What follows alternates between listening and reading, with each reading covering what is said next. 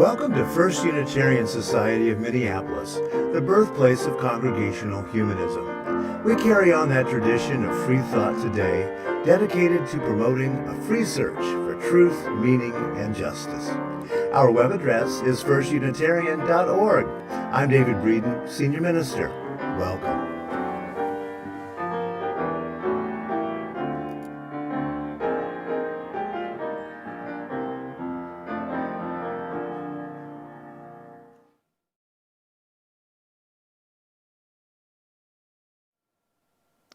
Good morning, everybody. Welcome to a new year, 2023. You will notice if you are in the building today that we have a slightly different arrangement. We had a big wedding here last night, and Tim Rail and the crew got the pews out of here. This is the first time since 1968 that all of the pews have been out of this room. So it's a historic look at the building here. After the wedding and the chair situation, they were able to turn it around, get tables in here, and have a lovely banquet overlooking the night city lights. And so this is a very flexible space when we don't have those huge wooden things in here. And it is something we have been thinking about. So enjoy the space this morning if you're in the building. I'm David Breeden. I'm the senior minister here. I'm joined today by our music director, Mike Vasich, back from a trip and a little bit suntanned there. So absolutely. And thanks to our audiovisual team for getting us online this morning. I know there's going to be a lot of folk who want to stay in their pajamas this morning, so welcome to our online folks. What I would like for you to do, no matter whether you're here or online, is look to your left and to your right at whoever happens to be closest and say, hey, I'm glad you're here today. I'm glad you're here today. Yeah, we're glad you're here today. First Unitarian Society is a member congregation of the Unitarian Universalist Association of Congregations. We are an intentionally and radically inclusive congregational humanist community dedicated to fostering a free search for knowledge and meaning. We strive for justice and we serve one another, the Twin Cities, and beyond. This congregation has practiced and defined and redefined congregational humanism since 1916. As the words of the First Humanist Manifesto put it, we strive for a shared life in a shared world. Tomorrow evening at 7 p.m. on Zoom, I'll be doing my first of the month Questions in Humanism. You can get that link by looking at your Friday update. The question for this month is humanism a religion or a philosophy or a ... And yes, it is a rather vexed question, shall we say. Our theme for January is centering, and today I'll be considering centering and what it means to go looking for a true self. You can keep up with all the activities here at First Unitarian Society, and yes, we will be accelerating as the spring goes along with more and more programming to keep track of. Sign up for those electronic communications. It's right at the bottom of our webpage, firstunitarian.org. Look at the bottom right, and you can sign up for our Friday updates, etc., and keep up with everything. If you don't get it, do look in your spam folder. Also, social media loves pictures. If you get the perfect picture today, send it to me, minister@firstunitarian.org. And yes, we are hungry for pictures all of the time. After assembly today, if you're in the building, we will not be having noon programming because of the holiday, but we will be having a scrumptious mini meal. We've got Sirius Sandwich Bar, which features tuna and chickpea salad. We have terrific turkey broccoli casserole and chocolate chip pumpkin cake, which is vegan and gluten-free. So join us downstairs after for a nice warm meal. Thank you, everybody, for being here today, whether you're online or in the building. Welcome to 2023. Take it away, Mike.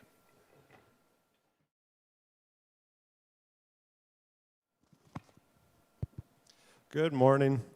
Happy New Year to everybody. It is the first of 2023. For today's music, I'm doing 3 pieces by one of my kind of piano heroes, one of my favorite musicians. His name is Bill Evans. He was a pianist in the 40s, 50s, 60s, 70s, and he died, I believe, in 1980. So I'm playing 3 pieces by him today. The first one is called R.E. Person I Knew. I'm kind of interpreting it as a letter to myself, basically. So I'm kind of thinking about centering as kind of coming back to the same thing over and over again.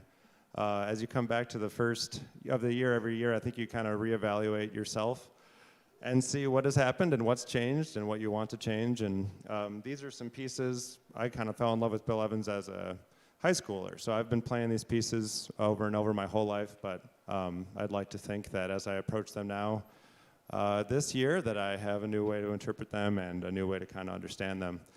So that's the kind of the first piece, is kind of a reflective look back on yourself, R.E. Person I Knew. The second piece is going to be Letter to Evan, and that was something he wrote for his son on his son's 4th birthday in 1979. And then he died about exactly 1 year after that. So this is also a piece that, I've played before, but now, I have 2 kids, and I've lived through 2 4-year-old birthdays, and so I'd like to think that I'm going to be able to interpret this now in a way I couldn't 30 years ago, 20 years ago, whenever I played it the first time. Not 40 years ago. 20 years ago.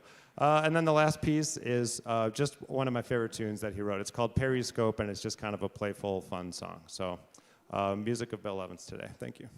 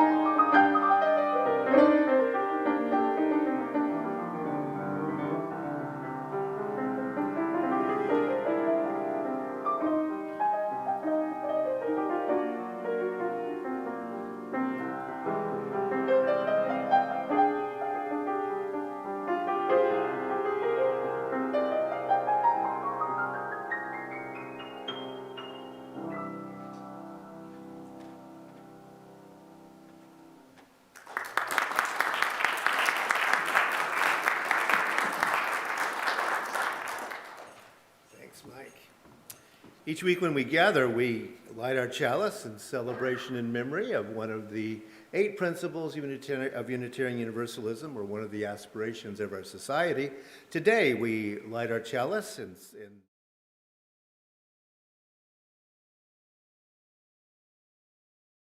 art and the stories of civilizations.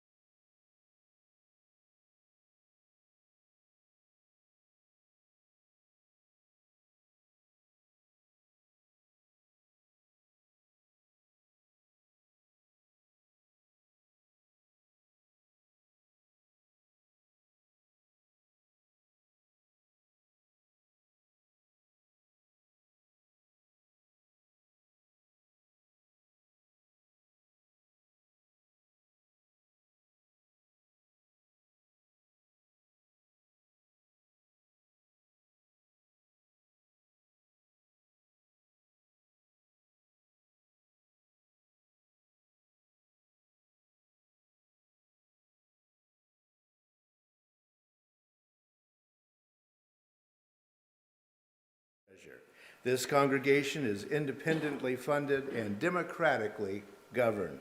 One way you can help is on social media. As I mentioned, send me pictures, and also forward like whatever that particular platform does. We'll show you one of our little YouTube ideas here in a little bit. None of what we do is cost-free. We need your help to keep the message going and to keep First Unitarian Society healthy. The easiest way to give is to go to our website, First Unitarian.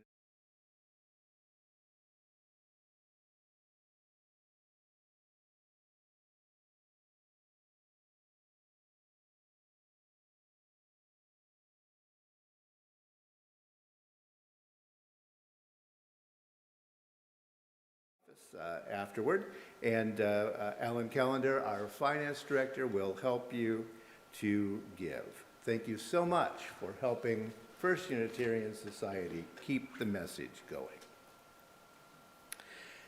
When we gather as a congregational humanist community, we remember the problems, the joys, the milestones of the human experience, and we celebrate those as a congregational community. We do this to remind ourselves of the value of a moment of stillness in the midst of all the noise, and we're reminded to stay in touch with our own humanity. As Leo Tolstoy phrased it, if you feel pain, then you're alive. If you feel the pain of others, then you are human.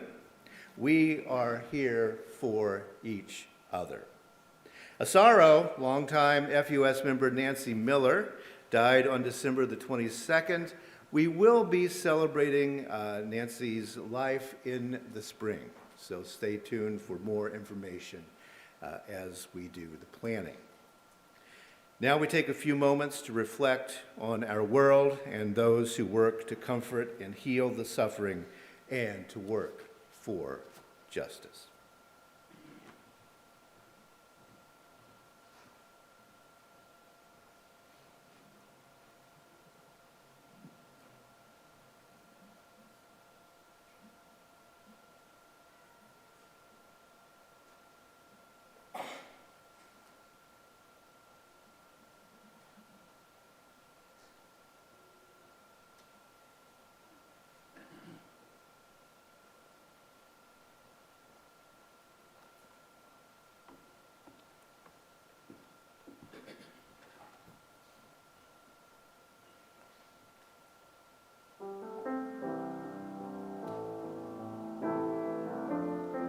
Sing with me. When I breathe in, I'll breathe in peace. When I breathe out, I'll breathe out love. When I breathe in, I'll breathe in peace. When I breathe out, I'll breathe out love.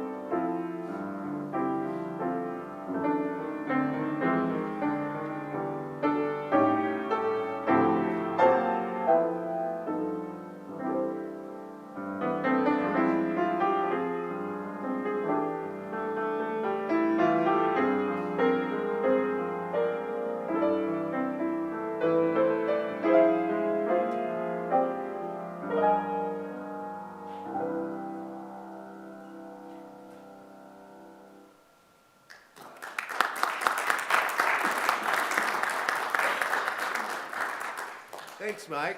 And as I mentioned, one of the things we attempt to do is figure out how do we get our message out in this time of very short attention spans and the social media world of 3 minutes, etc. So one of the answers we've come up with is our little philosophical missing link tick.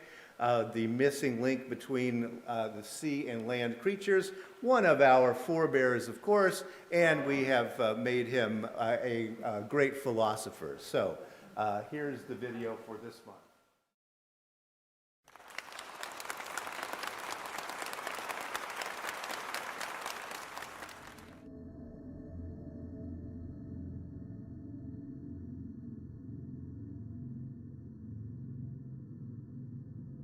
Hello again. I hope that wherever you are, you're enjoying this month of many festive celebrations. Me? Oh, I'm having a blast. I found a way to travel the multiverse of winter festivals. What a lucky guy, right? Sure, it might look like I'm floating alone in a dark, swirling void of nothingness, but if you look a little harder, you'll notice the light emerging from the dark. Oh, isn't that something? You see, my descendants have been pretty psychologically resourceful over the years. Folks in the Northern Hemisphere have come up with a generous helping of seasonal traditions to help them cope with the darkest and coldest time of the year. And what is the common focus of these traditions, you might ask? Well, light and warmth, of course. The lighting of candles and hearths, and gathering together to bring love and blessings to those around you. As you probably know, I've been working with First Unitarian Society of Minneapolis these last days, and let me tell you, this time of year, Minneapolitans could really use some warmth and light. Now, I know what you're thinking. Oh, come on, Tick, don't give me this BS about warmth and light. Everyone knows this season is about rampant consumerism. Praying to the gods of commerce for a massive pile of presents, competing against your neighbors to see who can suck up the most electricity for their holiday light display, stuffing your face with decadent foods, and getting tanked on your uncle's homemade eggnog and Everclear mix. Okay, yes, like many meaningful traditions, these seasonal celebrations have been co-opted by corporate interests to make a buck. I won't deny it. But I'm here to say that it is within our power to reclaim the meaning of these traditions. During this hibernal season, let's dive within ourselves to find the light and warmth that we can lend to our neighbors. Let's ask how we can be of service to those in need, to those who lack a bright and warm place to lay their heads. Let's find the inner warmth we need to melt the icy cynicism that has grown around these traditions. What have we got to lose besides a few presents that'll be filling our already crowded landfills by next winter? So, a happy holiday to you and yours, and may we enter the new year with a renewed sense of light, warmth, and hope for what may come. So there you go. If you see that online, pass it around. We think that maybe a talking tick is more interesting than my talking head, maybe. Well, do a web search sometime on the phrase true self or finding your true self. And what you will see are lots of articles with the word myth in the title. No, the search results are not lots of myths about people finding their true selves. Rather, the results are about how the true self is a myth. It's clear from a scientific viewpoint that there is no such thing as a true self. Yet, in our folk psychology, the self looms large, especially the true one, whatever that is. So I have to conclude that though the true self is indeed a myth, it's a myth that adds something to our lives when we think about it. So what is that value added? Isn't it interesting, after all, that folk psychology tends to point to a person's true self as good, ignoring the possibility that the true self actually might be, evil or something. For example, when someone's addicted to drugs and they begin to fight that addiction, we say that that person is returning to their true self. We don't tend to consider the opposite, that when someone's using drugs heavily, they are expressing their true selves at that point. So notice the difference here. It's a folk psychology thing. The true self is a moral self, we somehow believe. It's a healthy self, it's a striving self, and it's a communally agreeable kind of self. In addition, studies indicate that our folk psychology also teaches us that everyone has that moral core of goodness.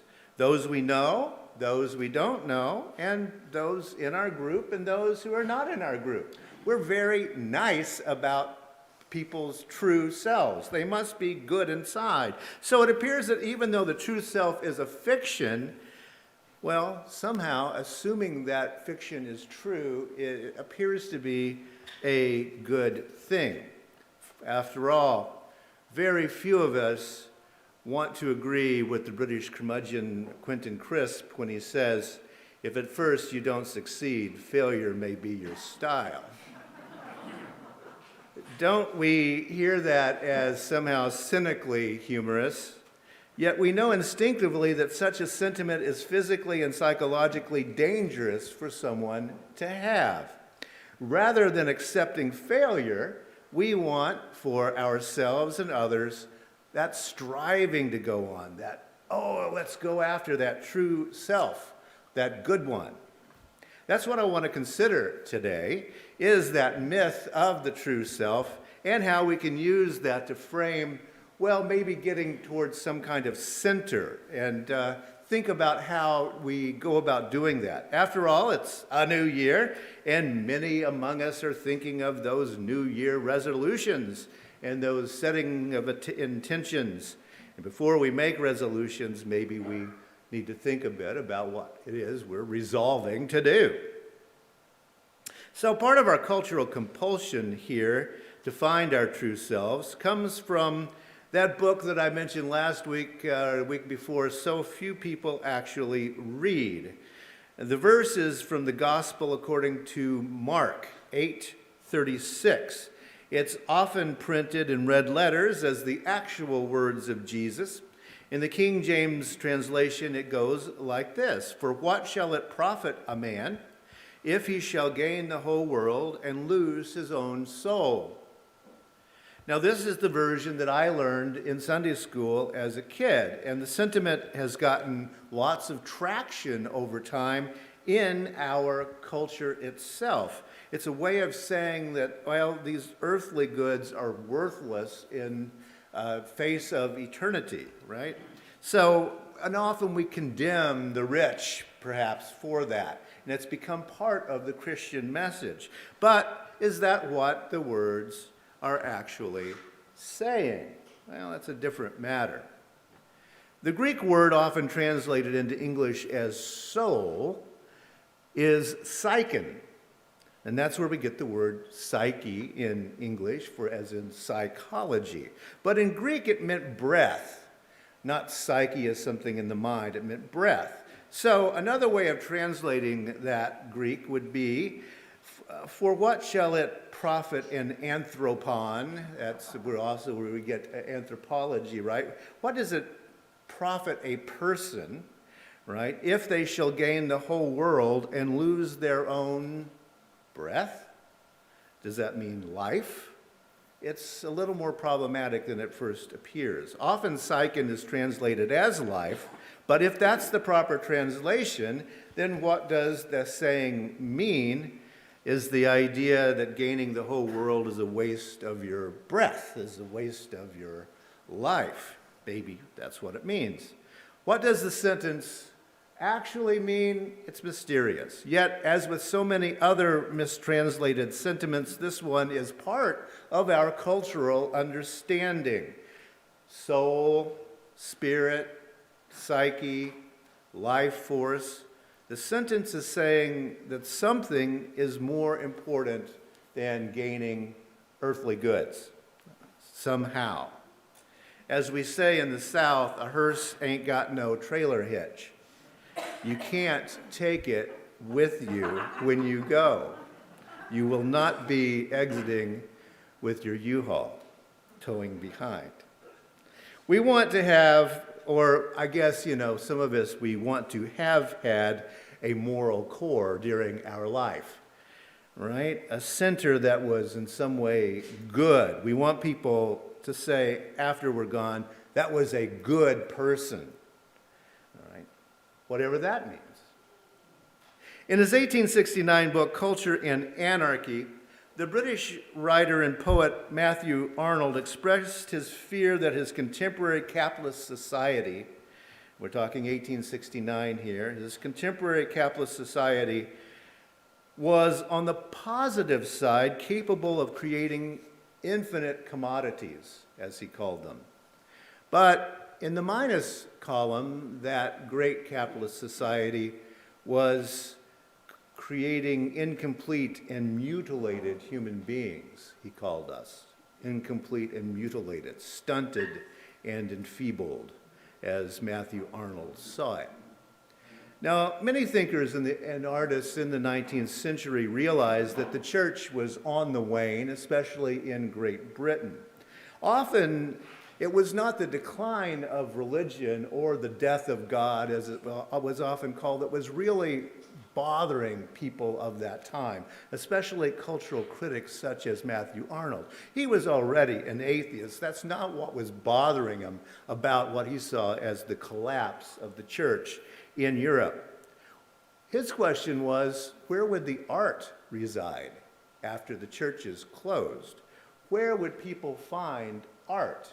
Because, you see, in Christendom, the Europe of the time, that's where you went to see art. That's where you went to hear art. That's where art was. If people stopped going to church, where would they go?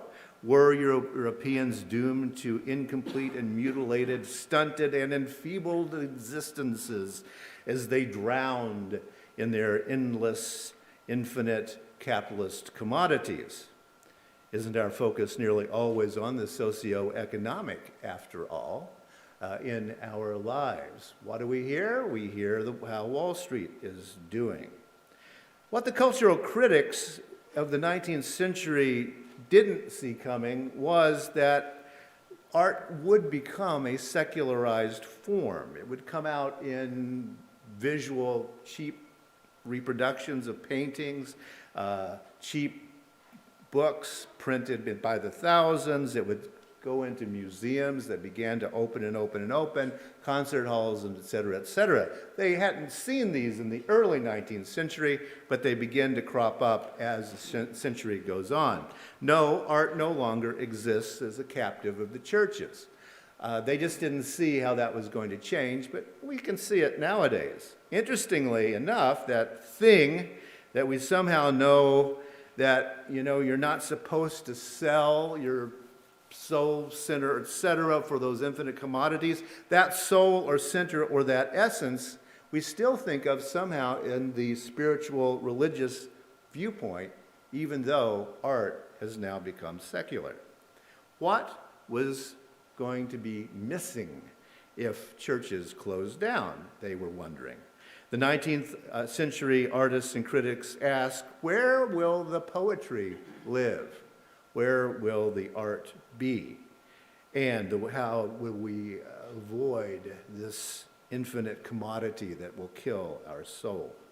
Now, all these years later, we have this thing that nowadays we're calling spiritual but not religious.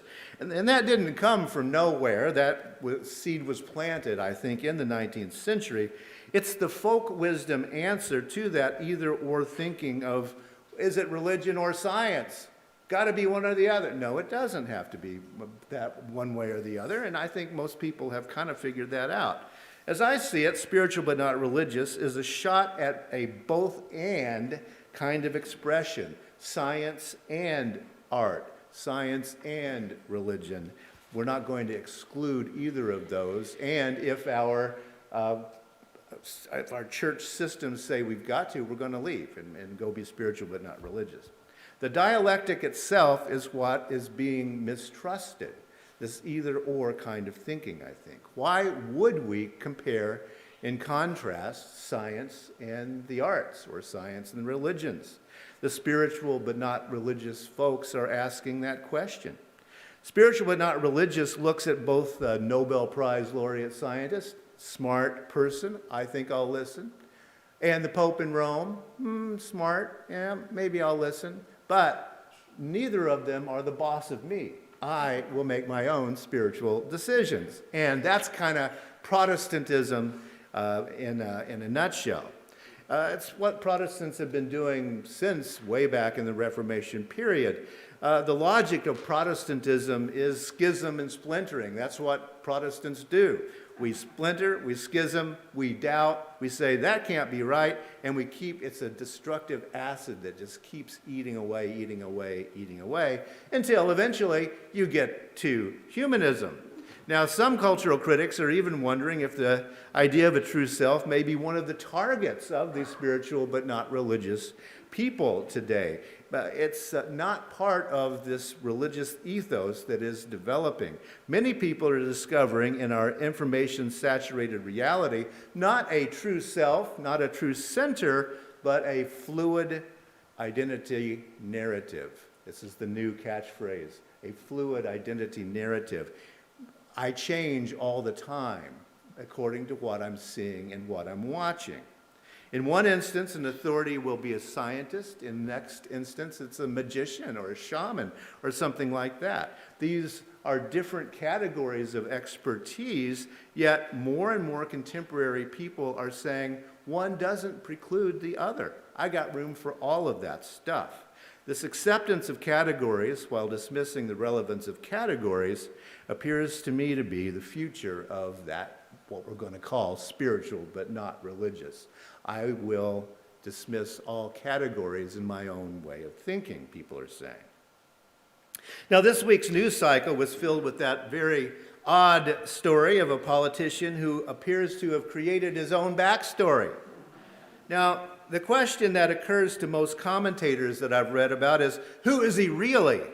But I don't care who he really is, frankly. I'm not interested in the guy. But I am interested in the question of, is it because he lives within this idea of a fluid identity narrative? Is he simply living multiple fictions in his own mind? We construct a self that makes sense of the events that have happened to us during our lives.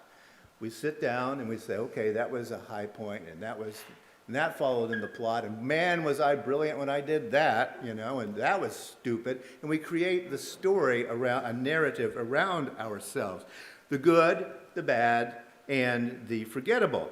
But a self is first and foremost a product of the need for coherence. We need to figure out a story in our lives, right? That's how we find our own center. We don't want to live in these nested bowls of lies, lies, and lies. That does exactly the opposite of what finding your center does.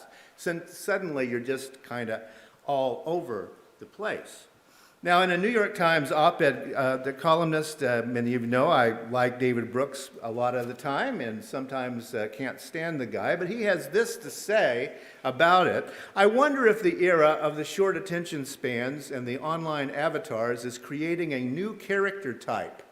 The person who doesn't experience life as an accumulation over decades, but just as a series of disjointed performances in the here and now with an echo of hollowness inside.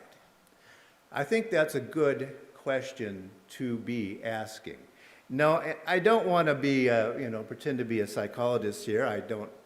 I'm not one, and I don't play one behind pulpits.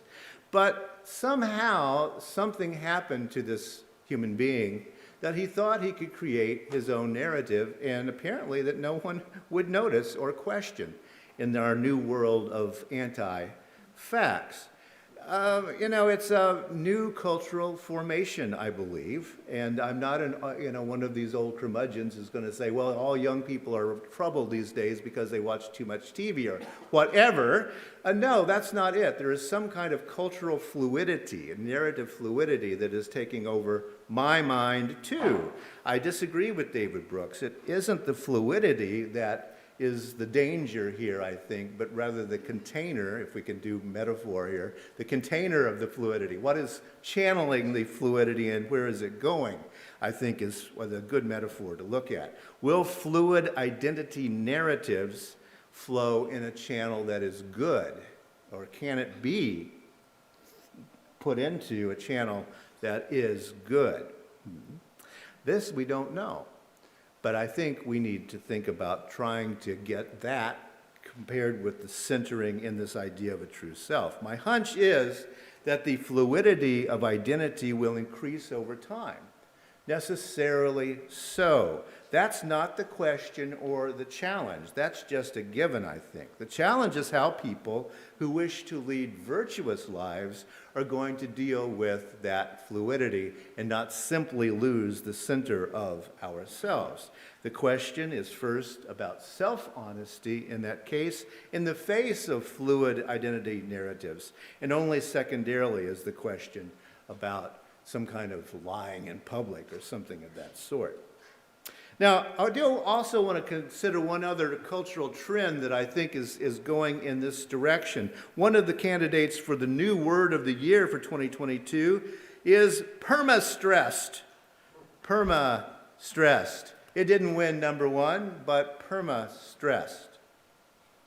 In October of 2022, the American Psychological Association did a survey that indicates the percentage of U.S. adults who are so stressed out most days that they cannot function in a normal way.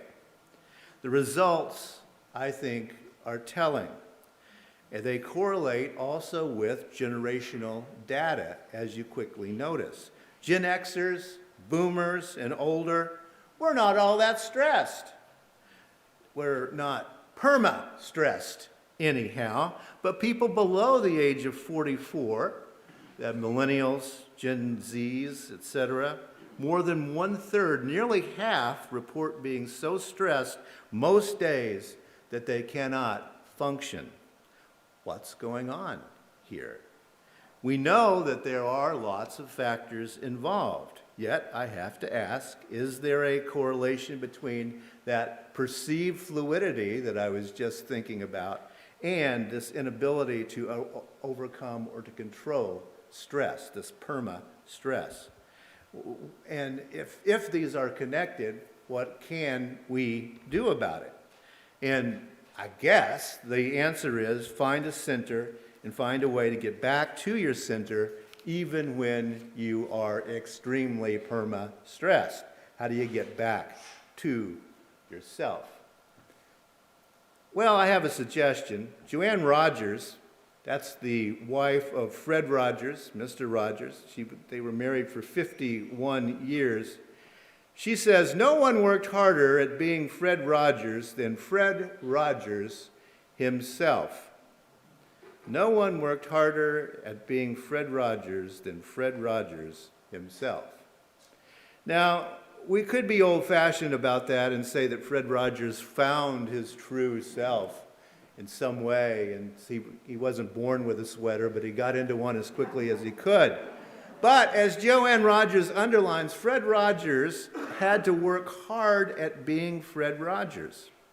He found a center, he found his core values, but in order to remain Mr. Rogers in this reality of fluid identities that we all live in, Fred Rogers had to recenter himself and get up in the morning and recenter himself again. He had to work hard at making it look so easy to be Fred Rogers. What's known popularly as finding yourself can be extremely individualistic and solitary, or it can be about centering yourself while realizing that none of us is the center of anything. I think that's what Fred Rogers figured out. It's a way of thinking, and when we realize we're not the center of the universe, we wake up to compassion for others, the earth, and the living things. It's the truth of our center and our core and our meaning and purpose that we are looking for. So, my conclusion for This year, I will set some intentions. I don't do resolutions anymore. Why feel bad about myself in 6 months, right? But set an intention anyway. And the questions that I want to ask is to focus me, anyway, in this fluidity that necessarily jumping from CNN to Twitter to Facebook is going to do to us. And the first question I want to ask myself, and I suggest you think about it, is what am I meant to be? What am I even meant to be? And then, what do I mean to be? What do I mean to be? Questions to ask ourselves in this new fluid reality. So may it be.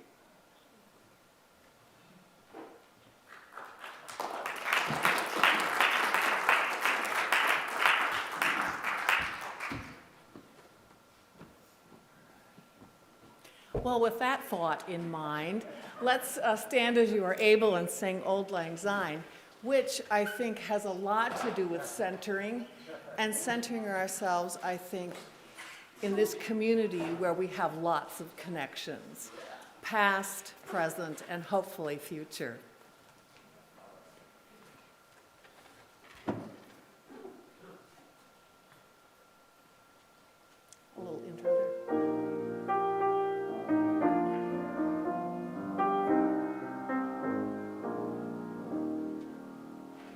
Should old acquaintance be forgot and never brought to mind? Should old acquaintance be forgot and days of auld lang syne? For auld lang syne, my dear, for auld lang syne, we'll take a cup of kindness yet for auld lang syne. And here's a hand, my trusty friend, and gives a hand of thine. We'll take a cup of kindness yet for auld lang syne.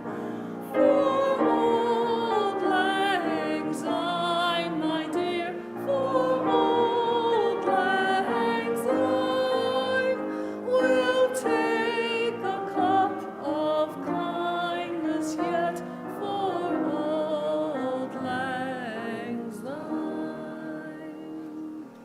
Please be seated. And if you will repeat with me, please, our extinguishing the chalice words. We extinguish this flame, but not the light of truth, the warmth of community, or the fire of commitment. All of these we carry in our hearts and in our minds until we are together again.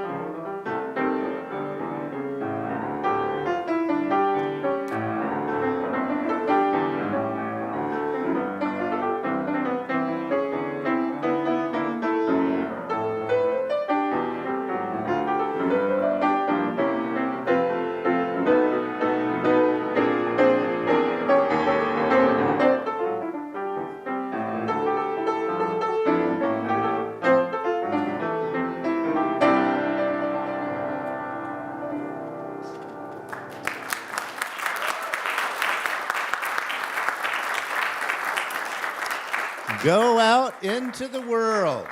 Be fearless. Ask questions. Hold on to what is good. Strengthen the weak. Comfort the fearful. Serve the suffering. Do what makes you come alive. Rejoice in the power of the human spirit. So may it be.